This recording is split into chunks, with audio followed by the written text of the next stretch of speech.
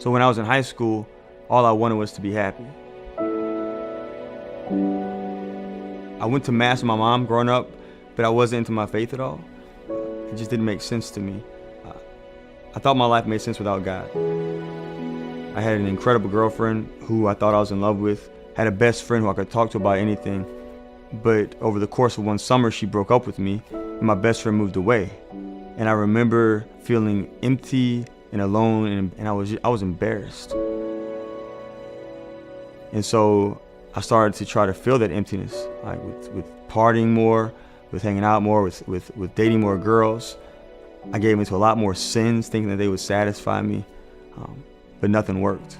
I realized I was just empty inside. Nothing satisfied that ache in my heart.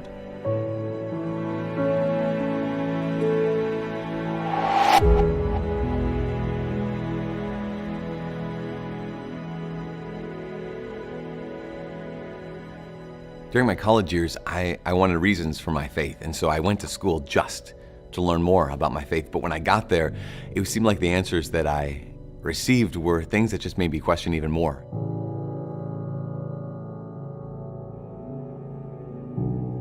Like there was no reason for what we really believed. And so I ended up having this hatred in my heart. You know, I was still Catholic, but I really hated the church.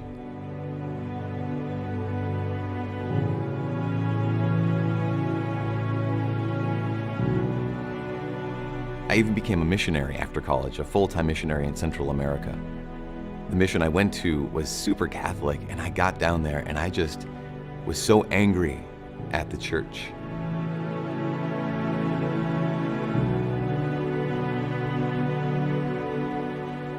That I would go to Mass and I would openly make fun of the priest during his homily during the entire Mass. But I had no idea how arrogant I was and how drastically my life was about to change.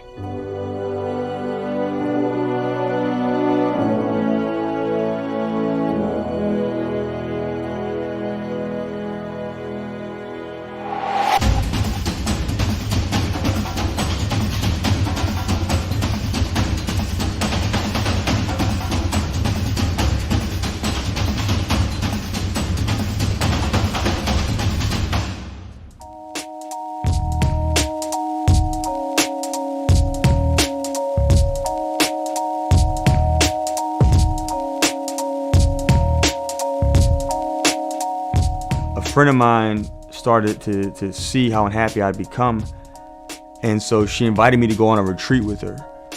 But I didn't want to go. I did not want to go on this retreat because I wanted nothing to do with the church. I didn't think that the church could tell me anything. I didn't think that the church had anything to offer me. But I went, and I remember telling God, "You better make something happen on this retreat, or else I'll leave the church forever."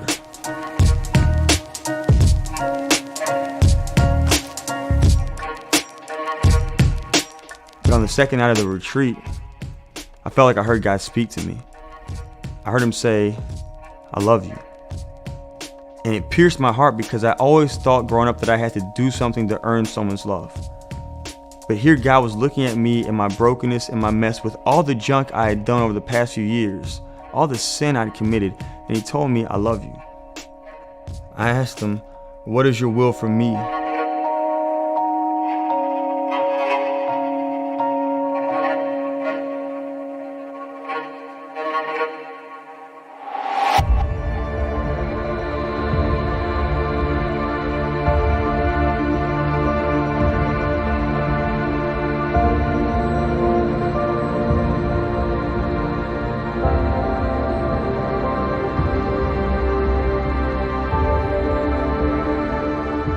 While I was at that mission, I got really sick. So sick that they thought I was going to die. So someone called the priest, and as I was lying there in that bed, in walked the man that I had made fun of for weeks now at every single Mass. And without hesitating, he rushed to my bedside and he gave me the anointing of the sick, and he gave me Holy Communion. And I remember lying there thinking, maybe I was wrong. Maybe this man really does know who Jesus is. Maybe this is all true. That began this process of asking questions in a really deep way. and finding the answers for the first time.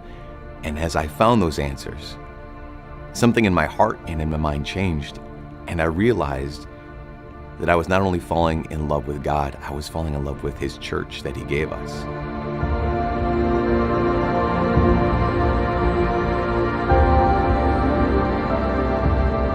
For the last number of years, I had thought that I was so right and that the church was so wrong.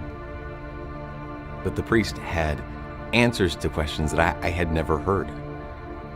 And for the first time in my life, I experienced the joy of being wrong.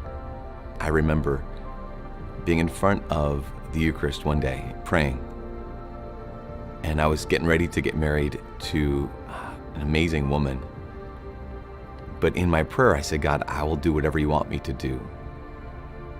And in my prayer, I realized God was saying, I will love you no matter what you choose, but I am calling you to a different path.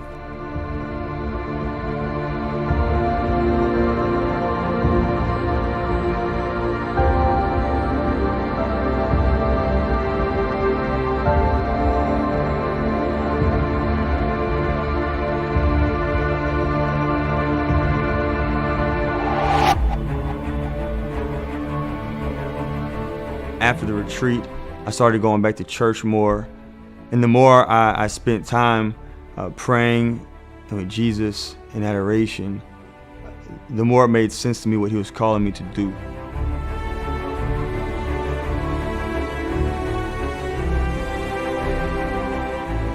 In that chapel, I heard God's voice, and it was crystal clear.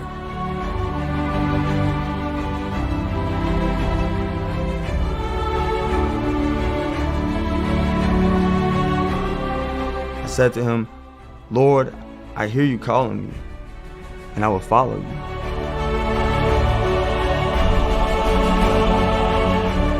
I will be your priest. I will be your priest.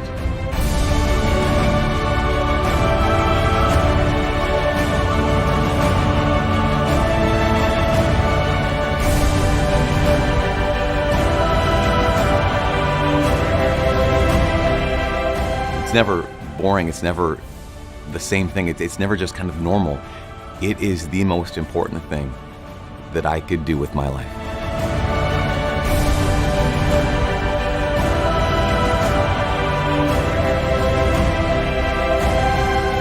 Before I entered the seminary, I thought that all priests were perfect. Then I got to seminary and I quickly realized I'm broken. I'm so broken.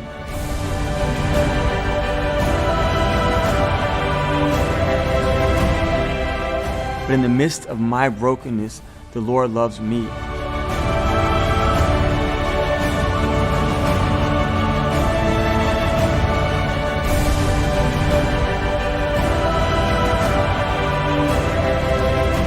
As a father, as a priest, I get to heal God's children. As a father and a priest, I get to feed God's children. In fact, all of the sacraments that are given to us by priests, they're the role of the father, of giving life and of healing and of feeding.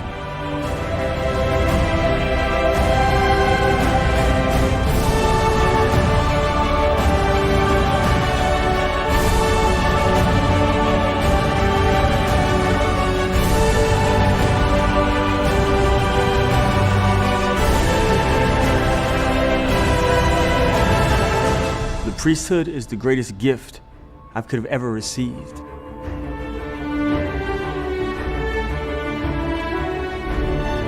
I am unworthy to be a priest. Every time I'm at the altar and every time I say the Mass, the universe is changed. The world is different because of what God has done and continues to do through the Mass.